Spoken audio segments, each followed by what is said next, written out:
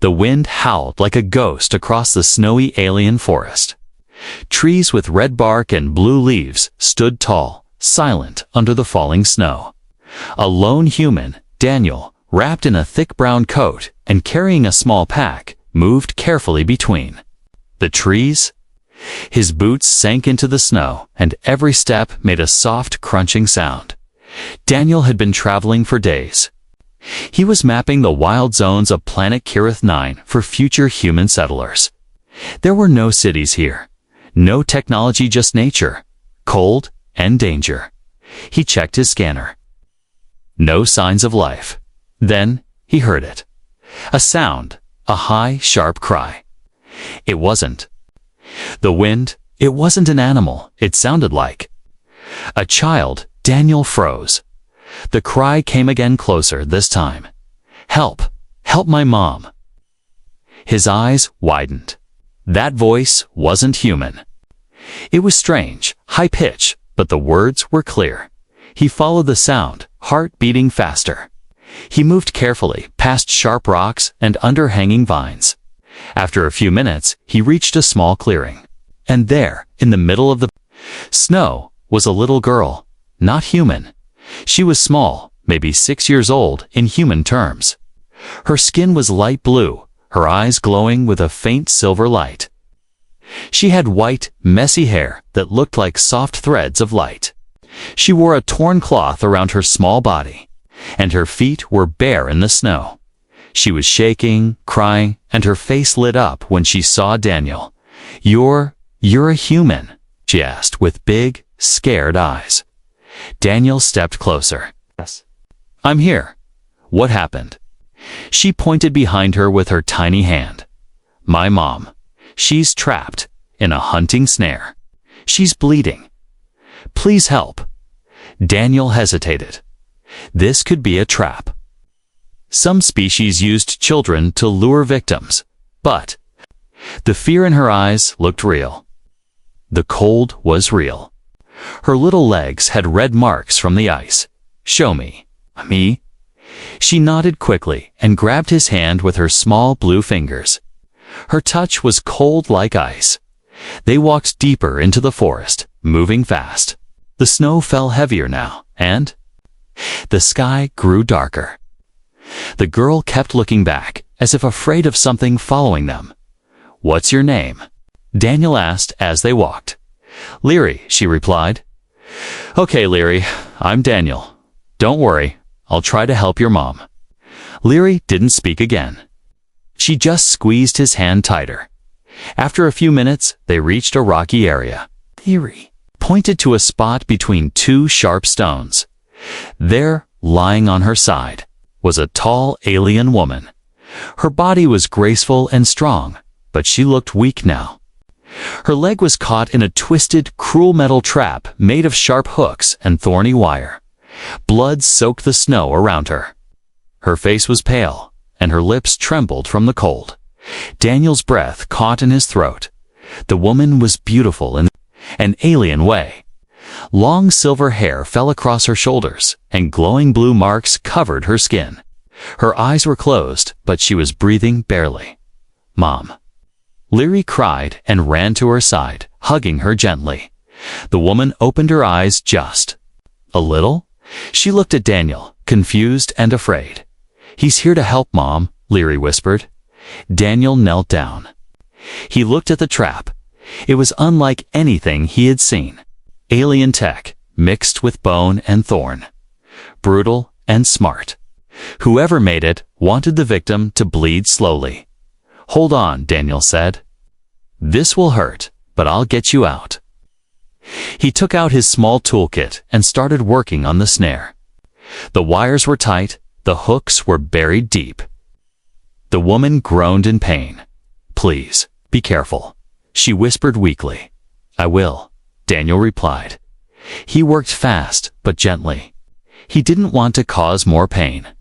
Leary held her mother's hand and looked at Daniel with wide, tearful eyes. "Will she live?" she asked. "I don't know yet," he said honestly. "But I'll do my best." As he cut the last wire, the trap snapped open. The woman gasped, and blood poured from the wound. Daniel quickly wrapped her leg with a healing bandage from his medpack. She passed out. Leary sobbed and hugged her. Daniel looked around. The snow was falling harder. The cold was dangerous. They couldn't stay here. We need shelter, he said to Leary. Is there a cave nearby? Leary pointed to a small ridge nearby. There's a place, not far. Daniel gently lifted the woman into his arms. She was light, but tall. Her skin felt cold like stone. Lead the way, he told the child. Leary wiped her tears and began walking. Behind them, deep in the forest, something moved, watching, waiting. Daniel didn't see it, but it saw him, and it wasn't happy. The cold wind bit at Daniel's face as he carried the alien woman in his arms. Her head rested against his shoulder, silver hair blowing gently in the icy breeze. Leary led the way through the falling snow, small feet moving quickly, even though she was shivering. The sky had turned gray. Snowflakes danced around them like ash. The forest grew darker with each step, and strange shadows moved behind the trees. Daniel's boots crunched in the deepening snow, and his muscles ached from the weight of the alien woman. Still, he didn't stop. Something inside told him this was the right thing to do. No one else would help them. Only he was here. She's bleeding again, Leary whispered. Looking back, Daniel paused and gently placed the woman down on a flat rock. He checked the bandage was soaked with dark blue blood. Damn, he muttered. He pulled out another wrap from his pack and pressed it against the wound. The woman groaned. Her eyes fluttered open for a moment. Don't move, Daniel said softly. You're safe now. The alien woman looked at him with confusion. Lips moved, but no words came.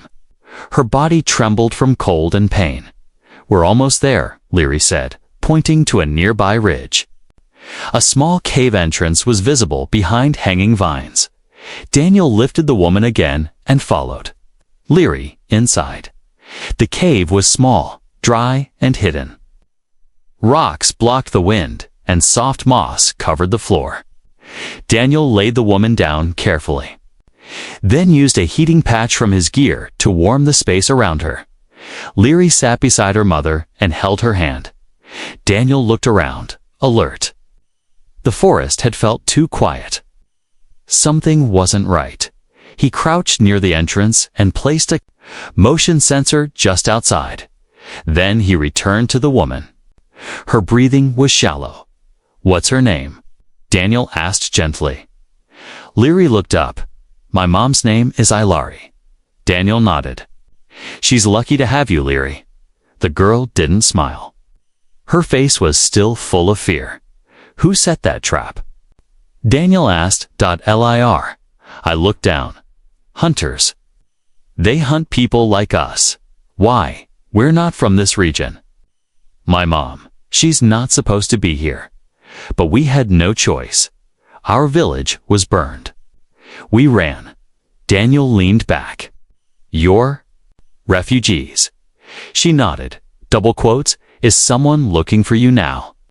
Leary hesitated, then whispered, yes, and they're close. Outside, the snow kept falling.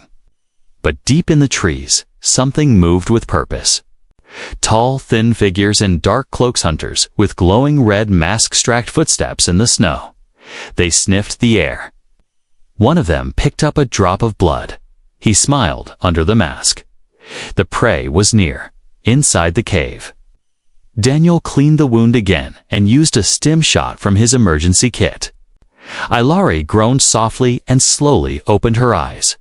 She stared at Daniel for a long time.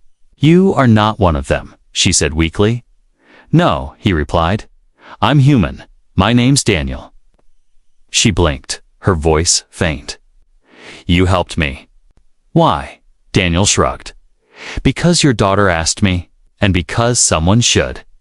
Ilari's eyes welled with tears. Thank you. Leary leaned close to her. "Mom, are you okay now?" Ilari touched her daughter's face and nodded slowly. "You were brave." Daniel gave her a water capsule. She drank it with shaky hands. Then she asked, "Did you see the trap?" "Yes," Daniel said. "It looked ... cruel. It was made by blood hunters. They don't just kill, they make you suffer. Slowly." Daniel's face turned serious. "Why you?" Ilari hesitated.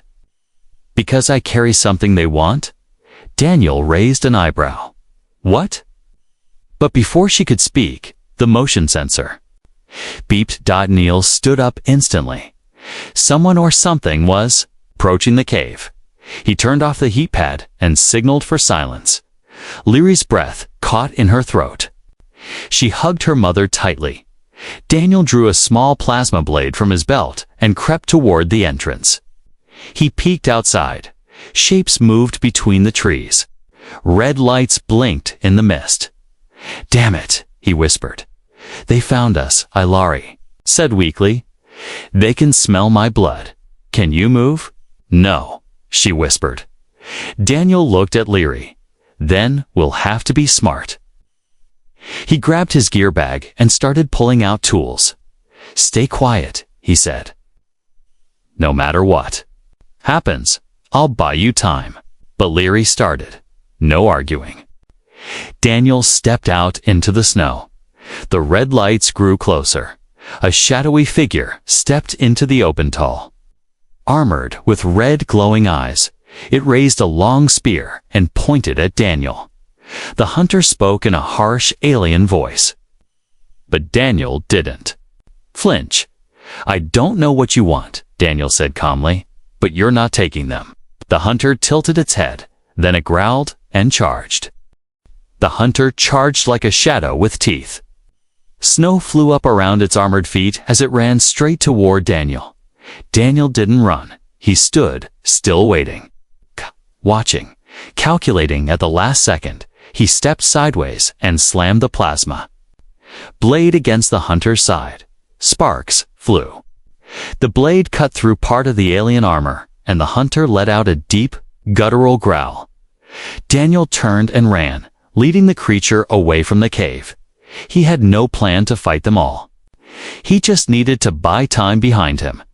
The snow crackled underfoot. More hunters were arriving, 3, maybe 4. Their glowing red eyes moved like dots in the white mist. They didn't shout or speak. They hunted in silence. Daniel weaved between trees and large stones, using the forest to confuse them. His heart pounded in his chest, but his mind stayed sharp. He had been in worse situations, just not on this planet. He activated a small beacon and threw it behind a tree. It made a loud beeping sound. One of the hunters rushed toward it, falling for the trick. That gave him a few more seconds. He turned and vanished into the deeper woods. Back in the cave, Leary held her mother tightly. Ilari was awake now, but still too weak to move.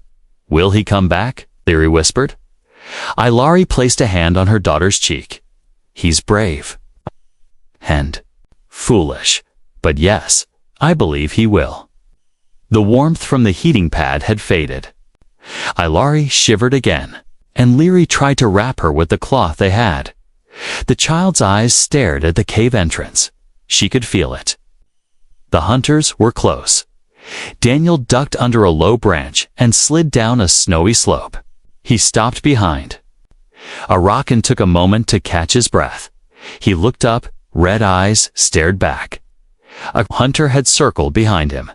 The creature raised its weapon, something like a cross between a spear and a plasma rifle. It glowed faintly at the edges. Daniel dove sideways as a beam of energy blasted past him, hitting a tree. The tree exploded in a burst of white powder and blue sap. Daniel rolled and threw a flash charge. It exploded in a burst of blinding light. The hunter screamed and staggered. Daniel didn't waste the chance. He ran, but he knew he couldn't keep this up forever. He needed a plan. Fast, back at the cave. Ilari struggled to sit up. You have to go, Leary, she whispered. No, Leary cried. They will find us. If I stay, they will follow my blood. But you can escape. I won't leave you. Leary sobbed. Allery's eyes filled with pain, not from the trap, but from her daughter's words. Then a voice echoed from outside. Leary. It was Daniel. He stumbled into the cave, bruised, his coat torn. His face was scratched, and he was breathing hard. They're right behind me, he said. We don't have long. He set down a small device near the entrance. What is that? Leary asked. Remote charge. If they enter, we can trap them inside. But the sound it will bring more. Daniel nodded. That's why we'll use it as a distraction. We're going to move. I can't walk, Leary said. I'll carry you again. But no more arguing, he said firmly. Daniel looked at Leary. Are you ready? Leary wiped her tears and nodded. Yes. He picked up Leary gently and handed Leary a small flashlight. Stay close. Don't fall behind. They slipped out through a narrow tunnel in the back of the keva. Small path Leary had remembered. The snow was lighter on this side, but the cold wind still bit at their faces. They moved slowly, Daniel's arms shaking from the weight. But he didn't stop. Behind them, a loud boom echoed. The cave had exploded. The hunters would think they were inside. It wouldn't fool them for long. After half an hour of moving, they reached a small ravine with thick alien vines and bright moss glowing under the snow. Daniel set Leary down gently near a rock. She groaned and closed her eyes. We need shelter again, he said. There's a place, Leary said weakly. A ship, not far. Daniel's eyes narrowed. A ship. She nodded. Hidden. My husband crashed it here long ago. They want what's inside. Coordinates? She raised a hand and touched a glowing mark on her arm. A hologram flickered, showing a location deep in the forest. Daniel memorized it. We'll go at sunrise. But what if they come again? Leary asked, hugging her mom. Daniel looked around.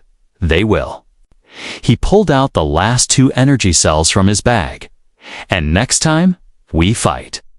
Now flakes danced slowly in the air as the forest began to quiet. The sound of the explosion had faded, but Daniel knew it wouldn't fool the hunters for long. They were smart. They were trained. They would find the trail again. He sat near a small glowing moss patch beside the sleeping alien woman.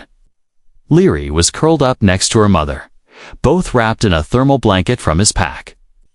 The blue glow of Leary's skin had faded, but her breathing was steady now. Daniel leaned against a large tree root, his weapon close, eyes scanning the trees. He hadn't come to this planet for heroism. He was just an explorer, a mapper. But now, he felt something different. He had seen fear in many eyes before. But when Leary cried out for her mother, there was something in her voice that touched him deep inside. It reminded him of someone he once failed to save, someone long gone. He wasn't going to let that happen again. Dawn came slowly. The gray sky turned pale orange as light filtered through the trees. Daniel stood up, stretching his sore arms. The cold bit his fingers, but he didn't complain. Leary stirred. Her eyes opened. You stayed, she whispered. Daniel smiled slightly. Not the type to walk away. She sat up slowly, holding her side. Leary helped her with gentle hands. I'm feeling better, Leary said, though her voice was still weak. That injection you gave me? What was it? Human-made healing serum. Works fast on many species. Leary looked at him with curiosity. Why do you carry such things? I travel alone, can't count on help. So I carry everything I might need. She nodded. Smart or lonely? Daniel raised an eyebrow. Maybe both. Leary giggled. Softly, they began walking after sunrise. Daniel helped support Ayalari while Leary led the way. Checking the holographic map her mother had projected, the path was dangerous steep hills, slippery rocks, and thick alien vines that moved slightly, as if alive. But Daniel had questions, and now was the time to ask them. You said you were being hunted. Not just for who you are, but for something else. Something inside the ship. Ayalari nodded slowly. Yes.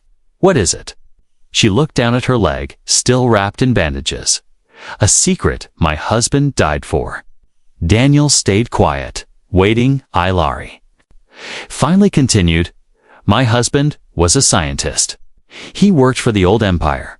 One day, he discovered something powerful, a living crystal that could rewrite cells, heal anything, even bring back the dead. Daniel's eyes widened. That sounds like fiction. I saw it with my own eyes. He used it once on me.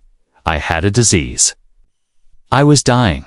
The crystal saved me and the hunters. They belong to a corrupt faction.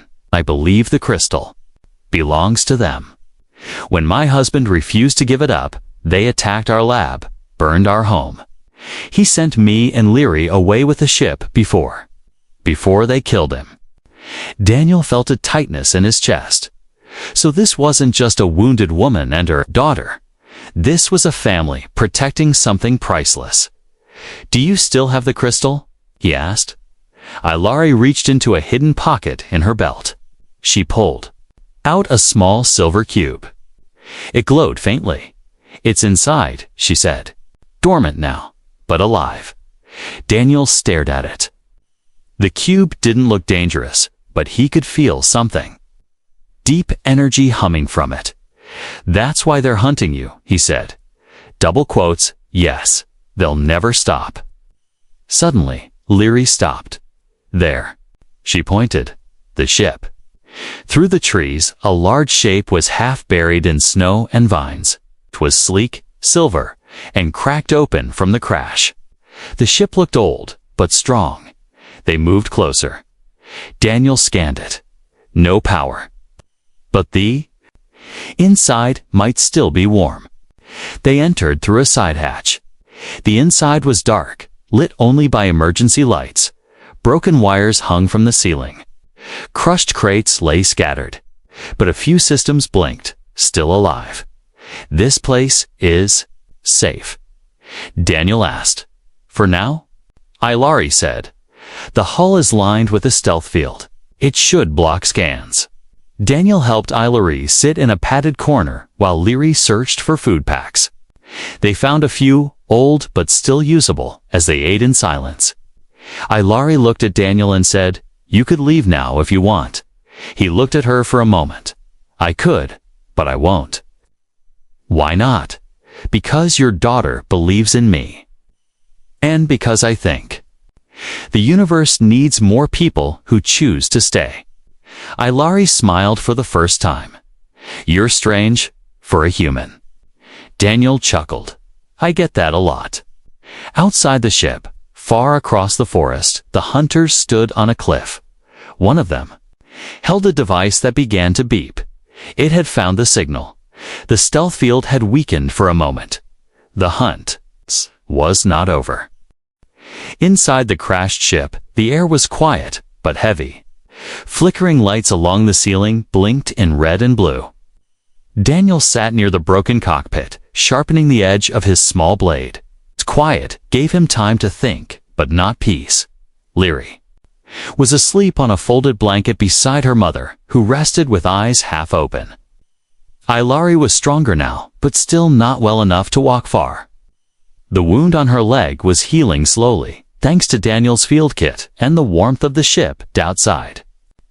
Night had fallen again, and the forest once full of falling snow was now wrapped in stillness too. Perfect to trust. Daniel felt it. The kind of silence that only comes before danger. He stood and checked the scanner on his wrist. The stealth field was holding, but barely. If the hunters were closened, they likely wouldn't hide them much longer. He walked over to Ayalari. How long can this field last? He asked. She touched the wall beside her. Maybe a few more hours. It's old, like the ship. We need to decide what happens next, Daniel said. If they find us, they will, Ilari interrupted. The moment they pick up the crystal's energy again, they won't stop until one of us is dead. Daniel looked at her, serious. Then we need to be ready. Ilari nodded slowly. I have something that can help. She reached behind a panel in the wall and pulled out a small metallic case. Inside, it was a sleek-looking alien pistol and 2 glowing energy cells. Daniel raised his eyebrows. Now we're talking. She handed him the weapon. It's yours. You've already risked your life. At least take something that can fight back. Daniel took the weapon and clipped it to his belt. Thanks. I have a feeling I'll need it soon. Later that night, the temperature dropped. The ship creaked softly as cold air touched its worn metal. Ilari sat upright now, her strength returning little by little. Leary stayed close to her mother, but her eyes kept drifting to Daniel. Are you afraid? She asked him. Daniel thought for a moment. Yes, but that doesn't stop me. Leary tilted her head. Why not? Because when you're afraid and still do the right thing, that's called courage. She smiled. You're different from the others. Daniel looked at her curiously. What others? The other humans who came here before? They didn't help. Some even worked with the hunters. Daniel's face grew hard. Then, I guess it's time one of us did the right thing. Suddenly, a sound broke the calm. Tap. Tap. Tap. A slow, steady noise. Like claws on metal, Daniel stood up, instantly, and signaled silence. He grabbed the pistol from his belt and moved toward the ship's entrance. A faint light blinked on the outer sensor movement outside. But the scanner couldn't tell how many. Ilari whispered. They've found us. Daniel nodded. He stepped to the control panel and pressed a button. The ship's entrance sealed tight. Bang.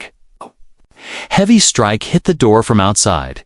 Liri gasped and covered her mouth. Daniel turned to Ilari.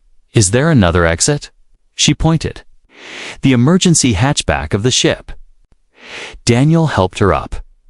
She could walk now, but slowly, limping on her bad leg. Leary, stay close to your mom, he whispered. They moved quietly toward the rear of the ship. Outside, shadows circled as they reached the emergency hatch. Daniel opened it a crack. Cold wind blew in. He stepped out first, scanning the area. Nothing yet. Go, he said. Ilari and Leary followed. They moved across the snowy hill. The glow of the crashed ship behind them, then the door exploded. A bright flash. Fire, metal flying. Daniel turned to see 3 tall hunters stepping from the smoke. Their red eyes glowed in the darkness. They didn't speak. They didn't shout. They just raised their weapons. Run! Daniel shouted. He fired the alien pistol. A bright pulse hit one of the hunters in the chest, knocking it back. He fired. Again, missed. The second hunter returned fire. A blast hit a tree beside him, making it burst into flame. Daniel ducked behind a rock. Keep going, he shouted. Ilari and Leary were already climbing the ridge, snow slowing them down. Daniel pulled out one of his last flash grenades. He activated it and threw it high into the air. Boom! A white light lit up the whole forest for a second. The hunters screamed, covered their eyes. Daniel ran. He caught up with the others and helped Ilari climb the last step. They reached the top of the ridge and saw something unexpected. A flat stone platform. Old ruins. Alien-made. In the center stood a tall structure like a glowing tree of crystal. Half buried in snow, Ilari gasped. It's the signal tower. My husband built it. Daniel looked at her. Can it call help? She nodded, breathing hard. If I can power it up. Daniel turned around. Red eyes were climbing the ridge. "We don't have much time." Oh. The wind howled across the ruined platform. Cold air whipped around Daniel as he helped Ilari to the crystal tower. Snow stuck to their clothes, their skin turning pale. Leary held her mother's hand tightly, eyes wide, her small body trembling with fear. Below them, the hunters were climbing the ridge, their glowing red eyes pierced through the mist. Getting closer with every second, Daniel stood guard near the edge of the platform, his pulse weapon in hand, breathing heavy but steady. His heart beat fast, but his focus was clear. Ilari reached the crystal structure and touched its base. A soft hum rose from within as the ancient machine flickered to life. "It's still working," she whispered. "But it needs something. It needs a power source." Daniel stepped closer. "What kind?" Ilari turned and looked at him. "A life signature." Daniel frowned. "A what?" "The tower was designed to activate only with a living connection. My husband encoded it to accept our family's blood. A biological link, a final lock to keep the crystal safe from strangers." She pulled out the small silver cube, again the one that held the mysterious healing crystal. It glowed faintly. In her hand, "I need to give it a drop of my blood," she said, voice low. "But I've already lost too much. I won't survive it." Daniel's face went tight. "There's got to be another way." "There isn't." "You can't leave your daughter like that," he said. "She needs you." Ilari looked at Leary. Her eyes softened. Leary stared at her, confused and scared. "What do you mean, Mama?" "Mean," Ilari whispered. "You'll be strong, you'll survive. You're brave, like your father." Daniel stepped forward. "No, I'll do it." Ilari looked at him, confused. "You're not of our bloodline. The tower won't accept you, but maybe it'll accept what's in me now." Daniel held out his arm. "Your blood was on me. When I carried you, it soaked into my clothes. Into my wounds, it might be enough." Ilari's eyes filled with tears. "It's a risk. It could kill you." Daniel gave a half smile. "Better me than you." Without waiting, he stepped. To the base of the crystal tree, the cube pulsed stronger as he came near. He looked back at Ilari and Leary once more, then pressed his bleeding hand against the surface. For a second, nothing happened. Then dash light, bright, pure, and blinding. The crystal flared to life, shooting beams of blue and silver into the sky. The snow around them melted. The stone under their feet glowed with ancient symbols. The cube in Ilari's hand vibrated, then floated into the air, spinning slowly far below. The hunters paused. They looked up in silence. Then they screamed. One of them raised a weapon and fired toward the platform. Daniel was hit. He stumbled backward, falling to one knee. The blast had grazed his shoulder, tearing through fabric and skin. Smoke rose from the wound. Leary screamed. "Daniel!" Ilari caught the cube before it fell. She turned toward the crystal tree, eyes glowing with purpose. She raised the cube high-end. The crystal pulled it inside. Deep hum rolled across the valley. Then a blast of energy exploded outward from the platform. The hunters were thrown back down the mountain like leaves in a storm. Trees bent and shattered. Snow blew in all directions, and then silence. Daniel opened his eyes slowly. His body ached and his vision was blurry, but he was alive. Ilari stood above him, her face glowing with tears and light. "You did it," she whispered. "You woke the signal." Daniel coughed weakly. "That's good, right?" She laughed softly. "Yes." From the sky, lights appeared, ships, rebel ships. They hovered in the air, scanning the scene below.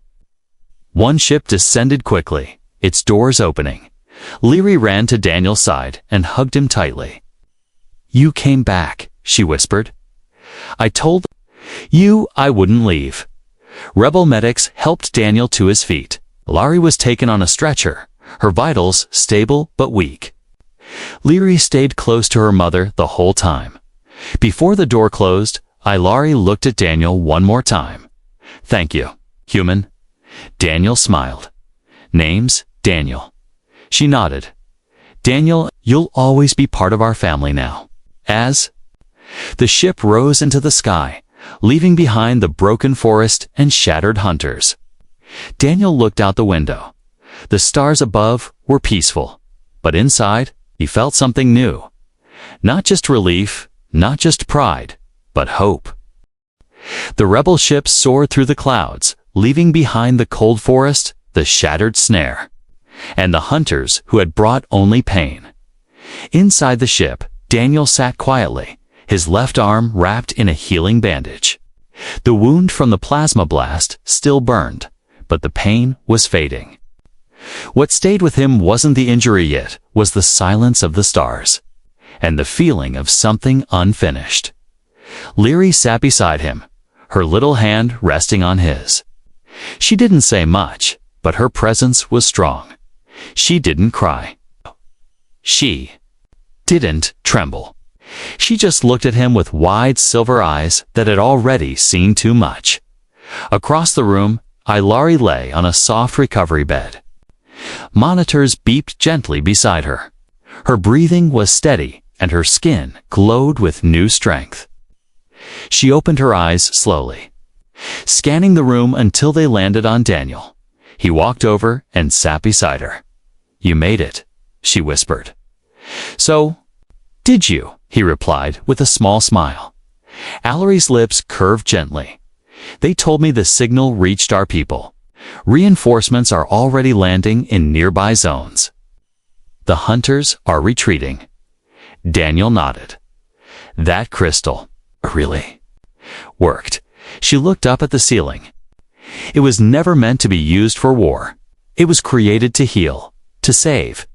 Well, Daniel said it did both. Hours passed. The ship docked at a rebel outpost high in the mountains of a nearby planet. The air there was clean and warm. The skies were pink with twin suns, and the base was surrounded by peaceful forests and tall crystal towers. Larry was moved to the medical wing for recovery. Leary refused to leave her side. Daniel stood at a balcony, looking at the horizon. Soldiers walked by, giving him curious glances. A few even nodded in respect. News had already spread. A lone human helped save one of the last living protectors of the Kirith bloodline. But Daniel didn't care about titles or praise. He was thinking about the moment he first heard Leary's voice in the snow. Human. Help. My mom, he had listened, and now everything had changed. Later that day, Larry invited Daniel to her room.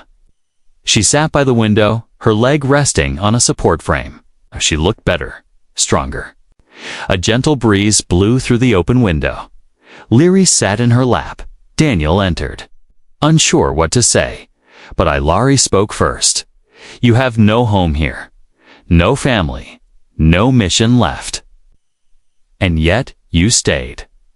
I couldn't walk away, Daniel said simply. Larry reached into her bag and pulled out the small silver cube. The crystal was now quiet, Set's glow, dim but calm. We've decided, she said. Decided what? That you should be its guardian. Daniel blinked. Me? Yes, she said.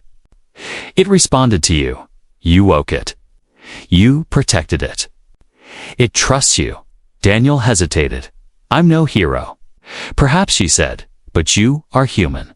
And humanity, in its purest form, is what this galaxy needs. He accepted the cube with both hands, unsure why his throat tightened. Leary stood and hugged him. You're part of our family now. Daniel knelt beside her. And you're part of mine. A week passed. The planet healed slowly, just like the people on it. Hunters were being pushed back. Refugees returned home. And the legend of the human who answered a child's cry began to spread across systems. Daniel stayed at the outpost, helping rebuild, teaching Leary how to use basic tools, and working with Ilari to hide the crystal's location. They had built something strange but beautiful, a bond stronger than blood. One evening, Leary ran up to Daniel, her feet bare on the soft grass. She tugged his hand. "Come with me." He followed her to a small field just outside the base. The twin suns were setting. The sky was gold and purple. She pointed upward. A ship soared high, leaving a trail of light behind it. "Will you leave us someday?" she asked, suddenly quiet. Daniel looked at her, then at the stars. "I might," he said gently, "but not today." She smiled and nodded. "Promise me something. Anything. Someone else cries like I did. Will you? Help them too." Daniel knelt beside her, placed a hand on her shoulder, and said, "I promise."